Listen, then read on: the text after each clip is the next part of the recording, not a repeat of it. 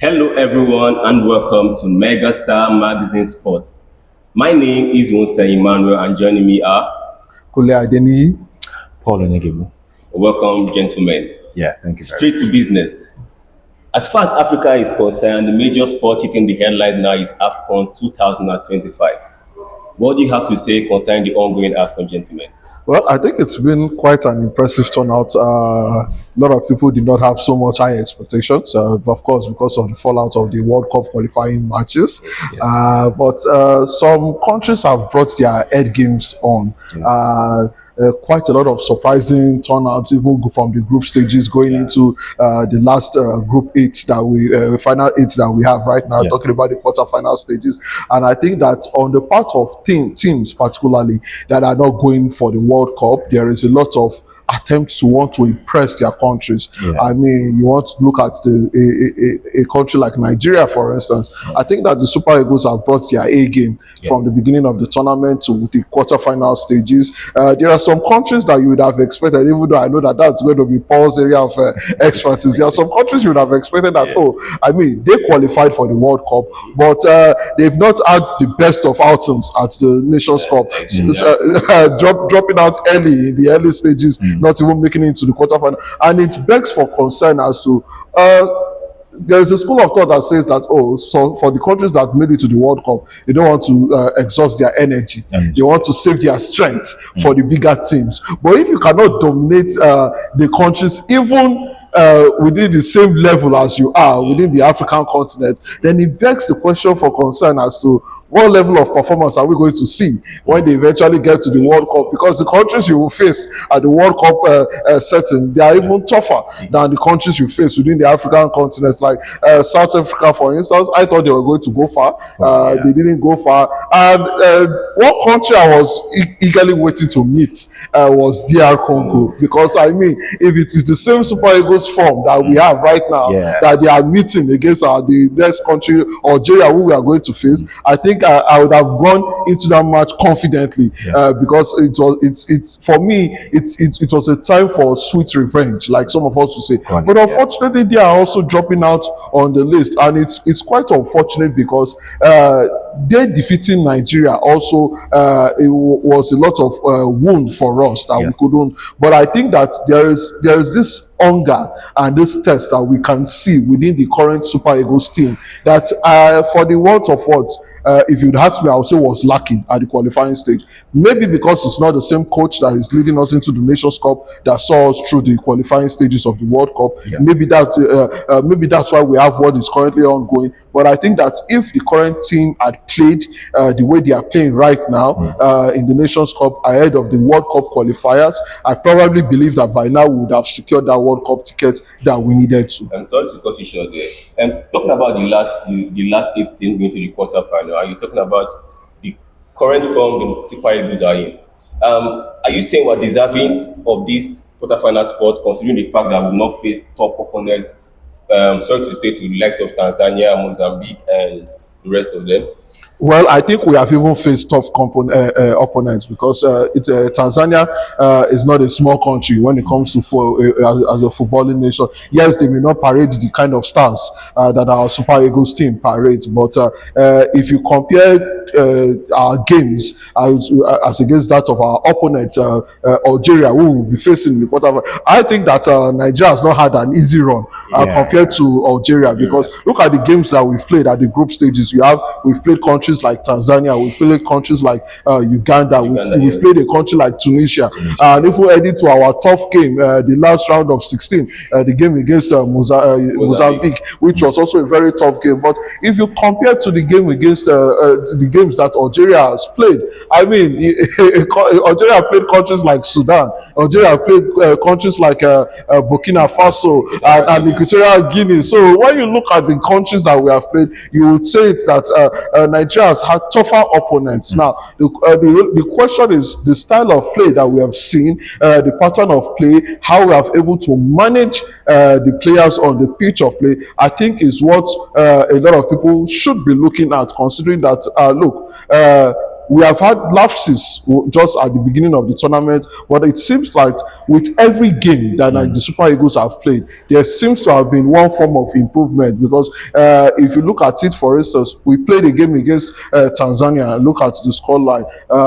It wasn't as great as the game we played against Mozambique going into the last, even though we could have seen more goals. But at some point in time, it felt like there was selfish plays at some point in that game. You also want to talk about the game against Uganda. I mean, with 10 men down, you would have thought that Nigeria would have taken advantage of that. But I think that there was the game that really gave a lot of us a source of concern, and I particularly I don't support any other country than the Super Eagles, and so when I saw that game play out the way it did, it raised a lot of eyebrows for me, particularly the game against talking about the game against Tunisia. We had everything to have gone with a clean sheet from that game, but tactically, I think that Eric Schell, although I must give it to him, he's been very good as our coach. He has observed some of the lapses and he has improved over time. But I'm worried that if he doesn't do better on some of those tactical changes that we did see against Tunisia, Algeria is going to be a tough game. Yeah. Forget the fact that they've had better opponents, easier opponents than Nigeria. But they're going to be a tough game. Now, if we don't correct those tactical changes and those errors we made against Tunisia, I think we're going to have a very big problem in our game against Algeria. Do you think he had better options to bring on, Mr. Paul? Yeah. During the Tunisia game, because here he's now saying Eric Chile made some wrong tactical changes. Did he have a better squad depth to look to and bring it to change, or there was no need for the changes at all? If you look at right now, if you look at the Super Eagles, you just have to give them their flowers. They've really done well. The highest scoring side in this competition scored about 12 goals. 12 goals, yes. Unfortunately, we concede more. We get to concede, so it says a lot. Yeah, we're not running on a clean sheet. Yeah, and we only had a clean sheet against Mozambique. Yeah. So in general, I would say this Nations Cup is quite a wonderful one. On and off the pitch, Morocco has been a wonderful host. We just have to give it to them. But right now, we are facing a side that has got the best defense in the Nations Cup. They've only conceded one goal. So it's more like a side that lost to attack versus a side that lost to defend. So who will take the day? Of course, we are Nigerians. Hopefully with Super Eagles, we have the talent. We have players that are very decisive.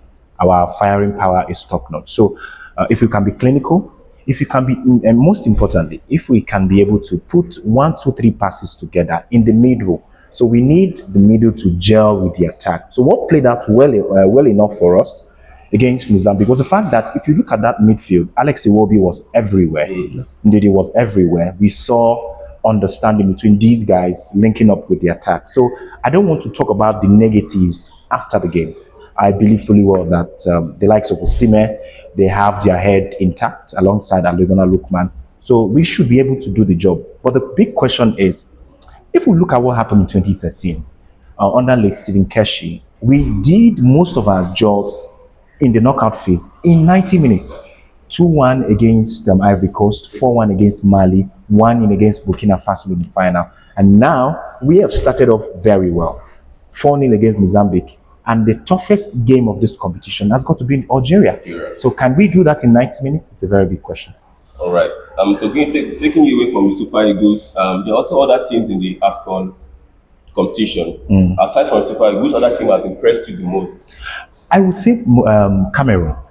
It's a team that have actually stand out in the sense that this was a side that had issues before the tournament. Before the tournament. The Ministry of Sport and FECAFOOT, Samuel Eto'o and the coach having a back and forth. Even the assistant coach had to be appointed to take over things for Cameroon. And surprisingly, they've done well. But it appears that Eto's gamble against for the team as the FA president seems to be paying off. Absolutely. Because you could see a much more unified Cameroonian team. And I understand where an Eto could be coming from.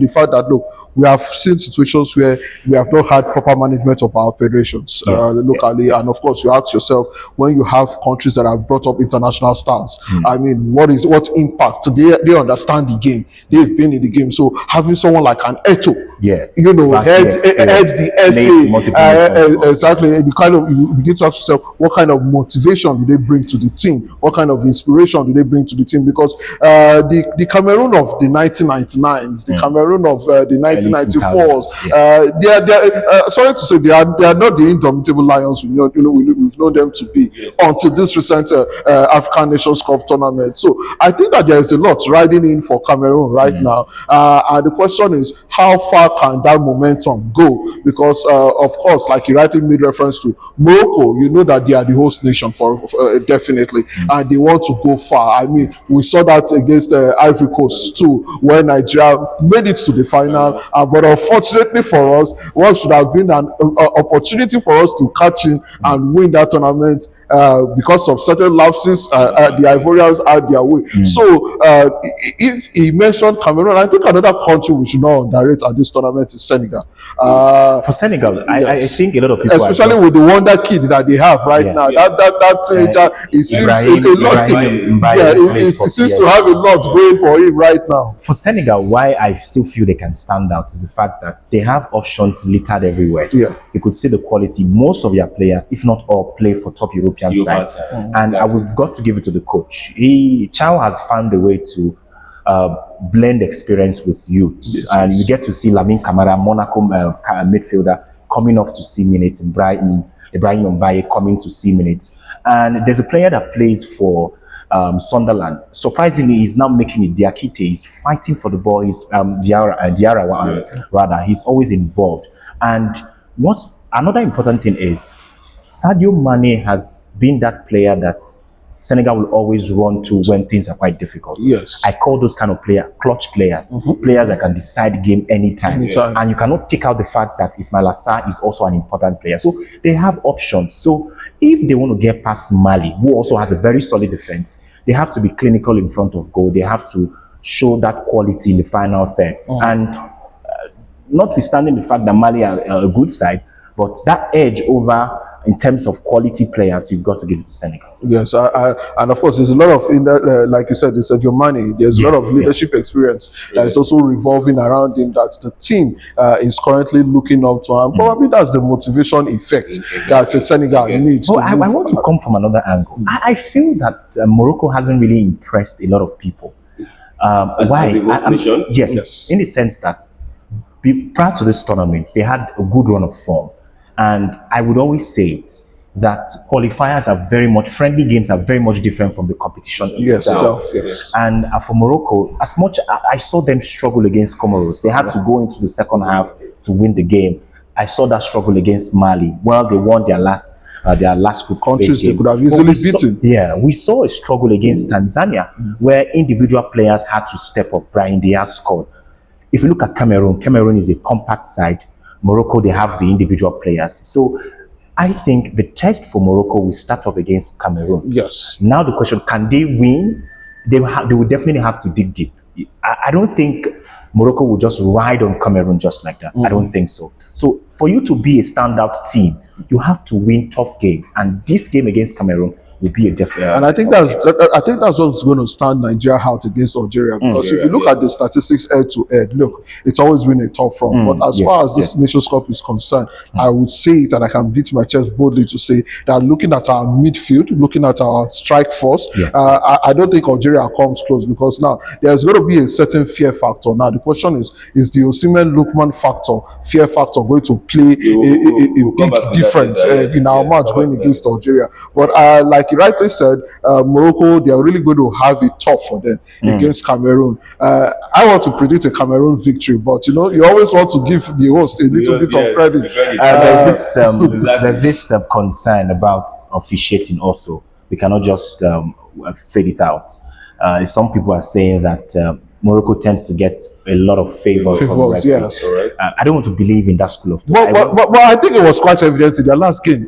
Yes, I mean, I think there there were were questionable some fouls, there were some questionable decisions, Yeah. even to when they got their win. I don't think that even the Moroccan fans can say and beat their chest and say they won that match cleanly or fairly. They can't beat their chest to say. So I think that on the Moroccan side, yes, there's a lot of hype that usually comes with the country being the host. Yes. And that is where you always see them rally support around their teams. But for the team like the current Cameroonian team that they're going to face, I don't think that the Moroccan side they stand that great chance. They stand a chance, but not the great chance that will secure the kind of victory that will be required to take them through to the semi-finals. Absolutely. Now, if they go into the semi-finals, it's going to be by a whisker of luck, because you also want to look at CAF's interest right now. What will CAF be protecting? Don't forget that at every important game, we've also seen the CAF president visibly being present. involved, So, how much of a added pressure is that going to add to such games like that? So, it's going to be intense. It's going to be tough.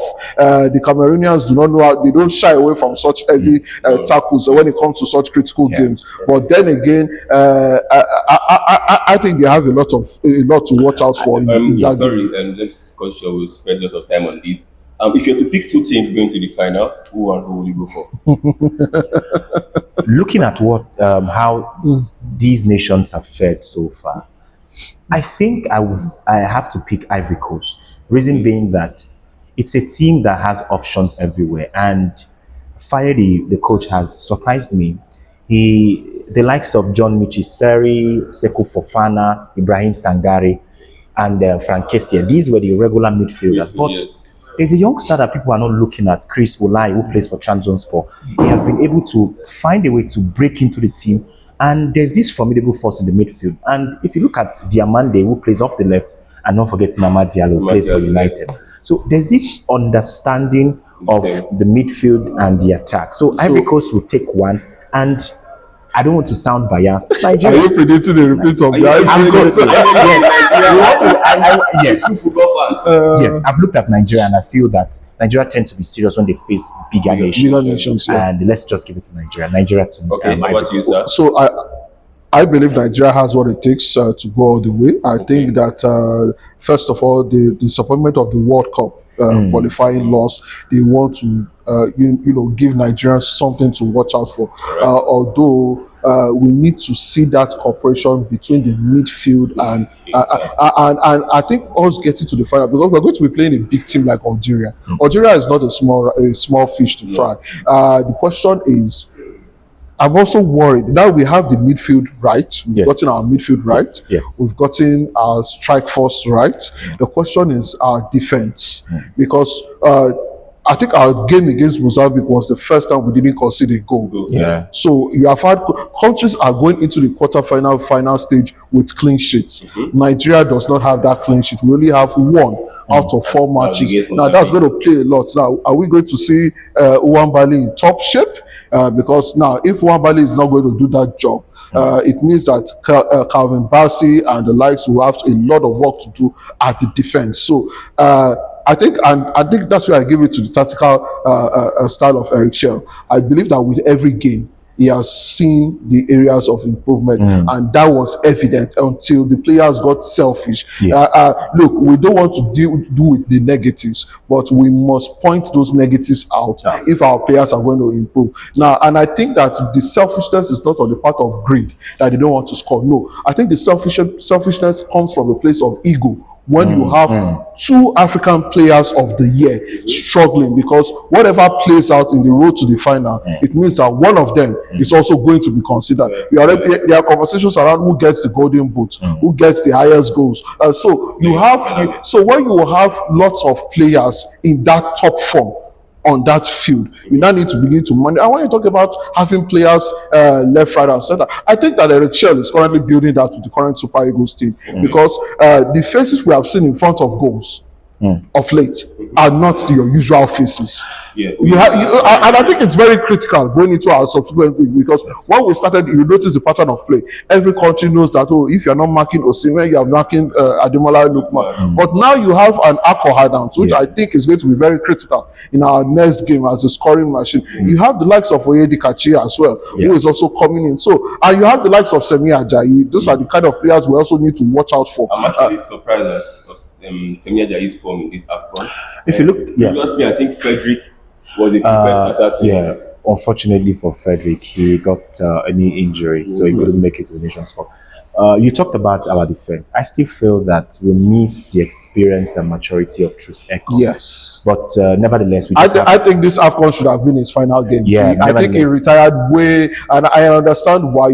Sometimes after that own goal, which we did see, I'm sure he probably did not want to put himself in any further. But I think that the likes of an Ekong, a Calvin Bassey at that defense would have taken us all through the way to the final. But now that we don't have the experience, then I think that the other player, whoever is there, needs to give whoever is our goalkeeper. And I think that in terms of goalkeeping strategies right now, I think we need to start warming up another replacement for Nwabali. Nwabali needs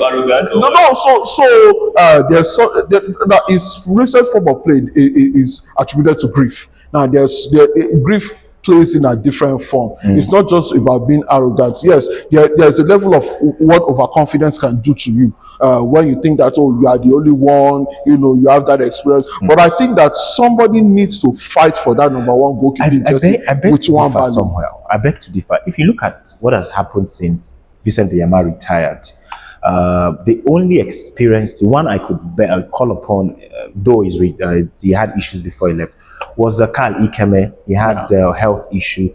But since then, we've not really had that fear factor, that presence. And Stanley Nwabali getting in that moment, getting the opportunity, assuming that opportunity, making a name for himself, I think we still need that kind of player. Yes, he can be overboard, he can do quite a lot, but we still need him in terms of his area presence, in terms of his organization, because he's an outspoken goalkeeper. He had a decent AFCON last time, and so far he's not doing badly. So, but let's just find a way to speak positive of him and see if he can improve and see where we can go. Over to you, sir. You only mentioned Nigeria, your second team to the final. Will I be biased to say Morocco? I think I don't want a repeat of Ivory Coast. I think Ivory Coast gave us a shock at the last AFCON. Yes. We didn't see that victory coming. I think that Nigeria had it in the bag. Although if we were to have a repeat, a sweet revenge, but not the kind of sweet revenge I was expecting against the Congo. I will be honest with you. Although Morocco, they have not been in the best one. So my replacement, aside from the host playing the final, I think I want to give it to Senegal. I think Senegal may just be another underdog that we are yet to see going into the finals of the Nations Cup. All right, thank you, gentlemen. And with this, we shall be coming to the end of today's program. Will Nigeria reach the final? Will Osimhen and Lookman come pair up together to give us a better strike force? Well, drop your comments in the comment section. We're looking forward to see you when next we see. My name is Wonseng Manuel once again. With Mia Kule Adeni and Paul Onyegimo. See you next time.